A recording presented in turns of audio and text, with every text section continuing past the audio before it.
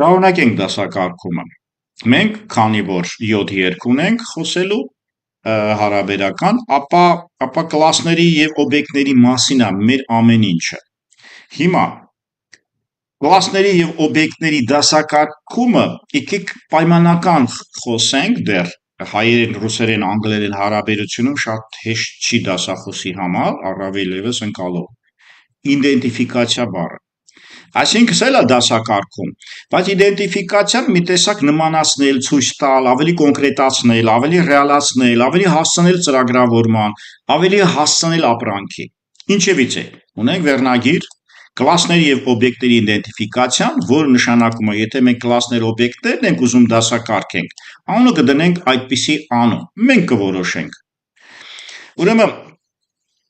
երբ ծրագիրը, խնդիրը, ներողություն իրականացում է օբյեկտ-օրիենտիդ տեխնոլոգիայով, իսկ մենք ասել ենք, որ դա առարկա է, ասել ենք բարդ խնդիրներ լուծելու մեր այցեքարտն է, մենք ասել ենք, որ դա 5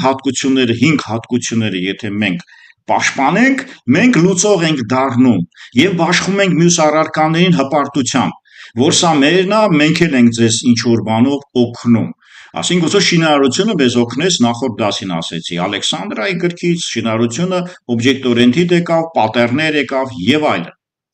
Ապա ստացվում է ուրեմն ծրագրական օբյեկտ կողմնորոշվածությամբ, ապա դասակարգումը ինչ կդառնա։ Ուրեմն եթե մենք օբյեկտ կողմնորոշվածությամբ ենք անում, ապա գալիս է կլասների, այս երկուսը եւ օբյեկտ եւ կլասը եւ նույնն են եւ նույնը չեն։ Մեկը շաբլոն է, ռամում քիչ տեղ է գրավում, եւ նկարագրությունն է, ինչպիսին պետքա լինի ինչ որ բան, այդ ինչ որ բանի անունը օբյեկտ է, որը ոչ թե նկարագրությունն է, գծագիր է, այլ ռեալ ռամում զբաղեցնող տեղ է, նյութ է, աթոռի գծագիր եւ աթոռը ստեղծված։ Մի գծագիր, միլիոն հատ աթոռ։ Այդպես եկեք իրան նայենք։ Ուրեմն կլասների եւ օբյեկտների իդենտիֆիկացիա ենք տանում։ Եթե ծրագրավորման կամ օբյեկտ-օրիենտիդ ծրագրավորման տեսակետից ենք մենք նայում։ Հիմա վերցնենք ընդունված կլասիկայա, չենք հեռանում գրքային կլասիկայից, այսինքն ակադեմիական անունով եկեք գնանք, 3-ն է նշվում, որը որ լավ է մանրացրած հետաքրքիր է, գուցե 4-րդ կլինի, գուցե մեկը այդքան լավը չի լինի, բայց մենք 3 կներկայացնենք։ Կլասիկ կատեգորիաներ են կոչվում, Հապես կատեգորիա բառը նույնիսկ իմ կայքում կա, որ ես դասավանդում եմ ուրեմն կատեգորիալ մտածելակերպով։ Եթե իմ կայքը նայեք, դուք կտեսնեք, հենց այդ դա նշված է սրանից 20 տարի առաջ։ Ինչևից է, այսինքն դասավանդման փիլիսոփայություն եղել է շատ շուտ։ Կլասիկ կատեգորիաներ, կատեգորիա փիլիսոփայական իմաստ է, կատեգորիայից ավելի բարձր կանգնած են օրենքները։ Հիմա շարունակեմ։ Կլասիկ կատեգորիաները յանից ինչ են ներկայացնում։ Մի քիչ առաջ ասեցի կամ նախորդ դասին ասեցի, ուրեմն մեզ մոտ կլասներ օբյեկտները ոչ միայն կլինեն առարկաներ, ոչ միայն կլինեն նյութական, այլ էությունները entity, սուշնեստ, էությունները մեզ համար դառնում են կլաս օբյեկտ։ Դա թույլատրել է, հենց դրանով գրում ենք աբստրակցիայի։ Այսինքն էություններն էլ համարենք, մարդկային հնարք ասած, հա մարդկային դասակարգման արդյունք է։ Ուրեմն կլասիկ մոտեցման, կլասիկա կոչ, այսինքն մարդը ոնց ծնվել է, ոնց կաներ կյանքում, այ հենց այդտենց ենք նա, այսինքն կլասիկ կատեգորիա նշանակում է ծնվեցիր, տեսար գնդակը, էսի կլասիկան է։ Հետո սկսում ենք հնարել։ Այդ հնարելը հաջորդ этаպը կլինի։ Հետո որ շատ դժվարանանք, այդ հնարելը այ երկրորդն է, կոնցեպտուալ կատեգորիա, կլասերիզացիա գնում։ Եվ ապա մենք սկսում ենք նման օրինակներ գտնել։ Բարդություն են աշճանի լինում։ Ինչևից է կոնցեպտուալ կլասերիզացիա։ Ուրեմն ամեն դեպքում կատեգորիա, կոնցեպցիաները, կատեգորիաները, կլասիկ կատեգորիաները, ինչ մենք տեսնում ենք։ Ոնց ենք դա տարանջատում, ել եմ ասում սկիզբն է, եթե հնարավոր է ծրագրավորողը հենց ինքը կարողանա խնդիրը իր հասկացած տարանջատում բառերով տա, ոչ մի խնդիր։ Հիմա մենք որը կարող ենք կատեգորիա համարել։ Օրինակ ամուսնացած մարդը հասկանալի է։ Կատեգորիա է, որտեղ կա չամուսնացած, то есть հերքողը կա, ոնց որ 0-1-ի վերածենք։ Բայց բարձրահասակ մարդ այն ծնկի հետ է նման է։ Մարդահասակ մարդը կատեգորիա չի համարվում ՈՊ տեսակետից, ես չեմ հնարել։ Բարձրահասակ մարդը դեռ կատեգորիա չի։ Օրինակ ասենք եթե դուք հասակը ոնց է 5 մմ, 50 մմ, 7 սանտիմետր, 71 մմ կատեգորիա չի կարող, ընդունում ենք, որ մեզ մոտ կլասների օբյեկտների իդենտիֆիկացիայի ժամանակ սա դժվար է, դա մարդուն հասկանալի է, բայց ծրագրավորողին չի կամ ծրագրին չի հասկանալի։ Տեսեք, դա փոփոխության է ենթարկում։ Կլասիկ կատեգորիան ռեալ օգնում է օրինակ երեխան ծնվելուց հետո սկսում է կլասիկ կատեգորիան։ Եկեք անունը անդադ շեշտենք, որը իմանենք սկիզբն է։ Ծրագրավորողն էլ ամենասկզբից կլասիկայով է գնում, կլասիկ կատեգորիաներով է ինքը առաջ գնում։ Երեխան ծնվելուց հետո շրջապատը հասկանալու համար շփվում է բազային կատեգորիաների հետ։ Եվ հասկանալով, որ օբյեկտները հաստատուն են, շուն, կատու, խաղալիք իր համար ապրում է։ Հետագան հետաքրքիր է։ Դուք հետագայում հասնելու եք վերև եւ հասնելու եք ինձ մոտ, ասենք դասախոսություն մոտ աբստրակցիայի բարձր աստիճան, բայց ճանապարհին դուք նոր կատեգորիա եք ստանալու եք կենդանիներ։ Սա սկզբից չի եղել։ Շունը տեսել է, կատուն տեսել է եւ ինքը դասակարգել է։ Եվ իր մոտ առաջացել է կենդանիներ գաղափար, որը խմբավորում է շունն ու կատուն։ Մենք Թումանյանին հիշեցինք։ Այսպիսով, կլասիկ մոտեցումը այն դեպքն է, եւ օբյեկտը բաժանում է չհատվող հատկությունների, շատ կարեւոր է։ Օբյեկտը, եթե մենք օբյեկտ օրենտիտ տեսակետից նայենք, հենց հիմքն էլ դրանում է։ Բջիջն էլ օբյեկտ օրենտիտ, գիտեք, իր ավալոճկան DNK-ն, որ տարբերվում է, հեղուկը մեջը, ինքը չհատվող հատկությունի հեղուկը եւ իր ավալոճկան եւ իր DNT-ն չի հատվում արտաքին թթվածնի հետ, ինֆորմացիա փոխանակում կամ սնունդ է փոխանակում կամ էներգիա, բայց չհատվող հատկություն ունի, քարի հետ չհատվող հատկություն ունի։ Ինչևից է չհատվող հատկություններ, ուրեմն եթե մենք կարողանում ենք օբյեկտը բաժանել, կլասների խումբ է, խնդիր է, եթե այդ խնդրի հատվածները այնպես ենք տարանջատում, որ իրար հետ կապվածությունը այդպեսի մենք կետել ունենք, չհատվող հատկություն տա, ապա մենք կարող ենք ասել, որ կլասիկ մոտեցումը հենց դրան էլ ձգտում է։ Բայց մենք պետքա բան չանենք, ուրեմն չմոռանանք, որ այդ շատ անհատական մոտեցում է, այսինքն անհատնավորոշում, ճաշակի հարց է կարճ ասած, եւ իր իմացության եւ չիմացության սահմաններում։ Այս երկուսը խոշոր դեր են խաղում։ Օբյեկտները կարելի է բաժանել չհատվող բազմությունների, նրանից վերցնել որևէ, ասենք, առանձնահատկություն, լինելը կամ չլինելը, այսինքն վերցնենք առանձնահատկություն, չհատվող բազմություն, եւ այս առանձնահատկությունը այս օբյեկտում կա թե չկա, ահա եւ ստացվեց, որ կյանքը հեշտացավ։ Ֆիզիկը չի հաճում։ Ահա երեխան այդպիսի առանձնահատկություն տեսավ։ Շունիկը չի մլավում եւ այլն։ Եկեք ստեղ չխորանանք մանկապարտեզային մեր օրենքներով։ Ուրեմն ամենաօգտակար հատկանիշներն են, որոնց էլեմենտները ամենաքիչն են փոխազդում միմյանց վրա։ Ուրեմն, երբ որ ամենաօգտակարը որն է, երբ որ հատկանիշը օգտակար է այն դեպքում, եթե չեն ամենաքիչն են փոխազդում միմյանց վրա, այսինքն մարդու գույնը չի ազդում նրա ենթադրենք ֆիզիկական ընդունակության վրա։ Այսինքն ստացվում է, որ օբյեկտի հատկանիշներ տալիս ենք այն դեպքում, որոշ առանձնահատկություն, որոնք իրար վրա չեն ազդում։ Երբ որ իրար վրա ազդում են, ապա մենք այդքան հեշտությամբ չենք կարող օբյեկտին տարանջատել։ Օրինակ չափը, գույնը, նյութը, ֆորման, ահա շատ տարբեր են չափը, բացարձակ հեռու է գույնից, գույնը ֆորմայից եւ այլն։ Ուրեմն պարզա մի հատ հոմո սափիենսի թերություն ասեմ, որը որ գալիս է ֆորմացիայից նաեւ, այսինքն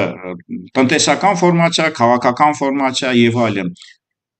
Էկոնոմիկական շահեր կա, քաղաքական շահեր կա, ընտանեկան շահեր կա, ապրելու շահ կա, պաշտպանվելու շահ կա, ընդհանրապես գոյատևելու շահ կա։ Ահա հետաքրքիր է, որ օբյեկտ ստեղծելուց մարդը նաև սրանով է առաջ շարժում, որը արդար չի այն առումով, եթե օբյեկտը անկախ է։ Ու ստացվում է շահերի պատճառով ոչ թե կլասիֆիկացիան մենք ճիշտ ենք անում դասակարգումը, շատ դեպքերում ինքը ռեալություն չի արտապատկերում, այս է թերությունը։ Ինչևից է, ուրեմն որոշ հոմո սափիենսի մտածելակերպի ճաշակի պատճառով, ինչ որտեղ շահի պատճառով, կոնկուրենցիա է, մի ուսանողը, մի բանը, մասնակետը մյուսի նկատմամբ գտնվում է կոնկուրենցիայի մեջ, պայքարի մեջ տեղի համար։ Այստեղ գուցե ինչ որ մի հատ որևէ ռեալությունից հեռու մոդելի կարիք կլինի, որը պետքա դա էլ գիտակցել։ Գիտակցված ենք, նշանակում է հաղթած ենք։ Գիտակցել եք վատ բանը, էլի հաղթած եք։ Ուրեմն ի՞նչն է հետաքրքիր։ Միևնույնն է, կատեգորիաներն են ոչ հստակություն։ Սա իսկապես կա այդպիսի բան։ Եվ այս ոչ հստակությունը կան բացառություններ, ոչինչ չեմ ասում, բայց կատեգորիանում, երբ որ ոչ հստակություն է առաջանում, ապա մենք միանգամից դիմում ենք մի այլ մեթոդների։ Ուրեմն, երբ որ ոչ հստակությունը կմեծանա, օրինակ, թռչունները թռչում են, բայց ոչ բոլոր թռչուններն են թռչում։ Պինգվինը չի թռչում, բայց թռչուն է։ Այդպես նայենք։ Ուրեմն ստացվում է, որ եթե կատեգորիաներում են ոչ հստակ, խնդիր, եկեք խնդիր առաջացնենք։ Ուրեմն մենք որոշեցինք, որ կապը կա, դասակարգումը կա,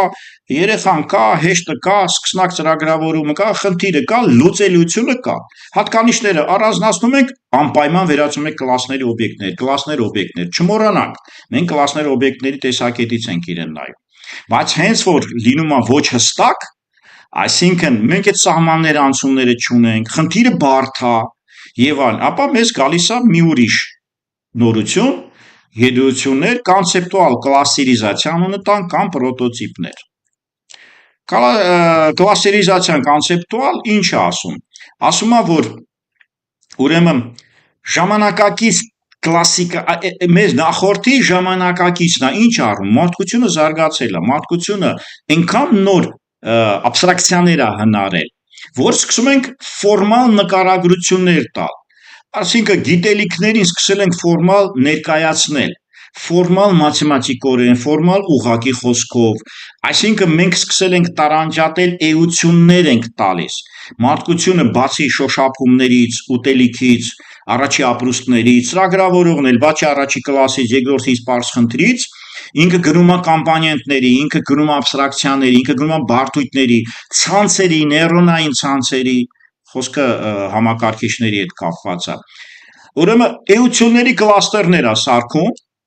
եւ այդտեղ նկարագրություններ, այս նկարագրությունները կլասները դրանք նկարագրություն են հենց։ Այս նկարագրությունները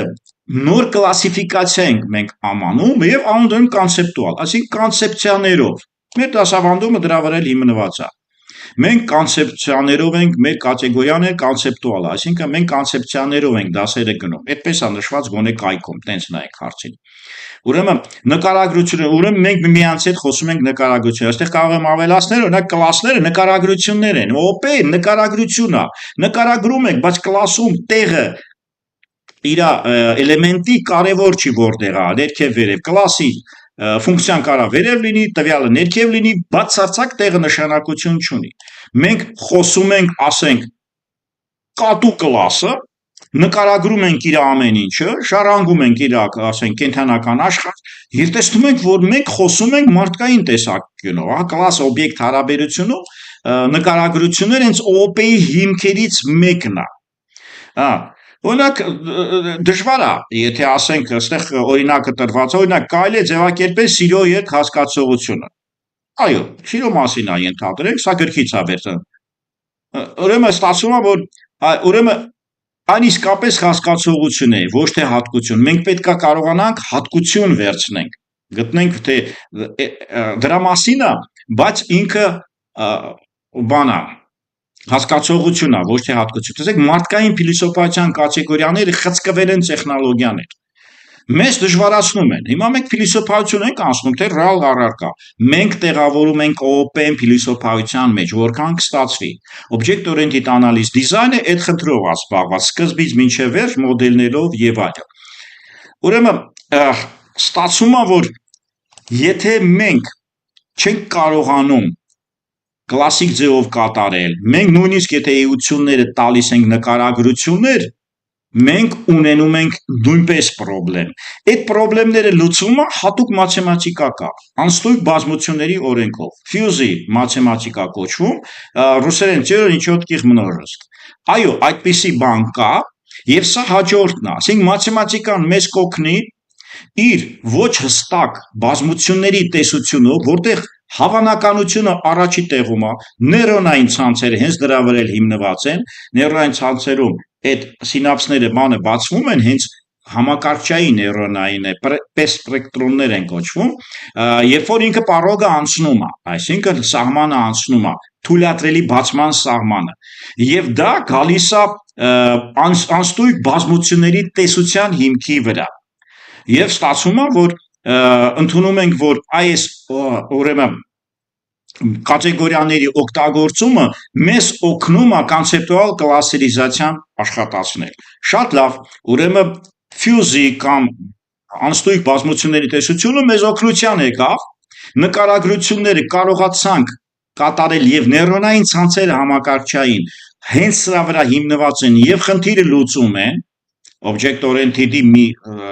ճյուղ է, ճյուղ էլ չի, առանձին է, նույնիսկ կարող եմ ասել, եւ դրա մեջ մտնում է բանը սպրավեդլիվի կոմպրոմիս մոտեցումը, որը որ մաթեմատիկայից է վերցրած արդար համաձայնեցման օրենք կա։ Վերջ։ Ինչ է ստացվում։ Ես սահմանեցի կոնցեպտուալ կատեգորիաները, առաջինը, որ դա նկարագրություններ են ՕՕՊ տերմին է, որ մաթեմատիկայից կարանք ընդունենք, որովհետև սիրո երգը հասկացողություն է, թե հատկություն լինի, որ ես կարողանամ ՕՕՊ սարքեմ։ Եթե հասկացողություն է, դժվարություն է գալիս։ Եթե հասկացողություն է,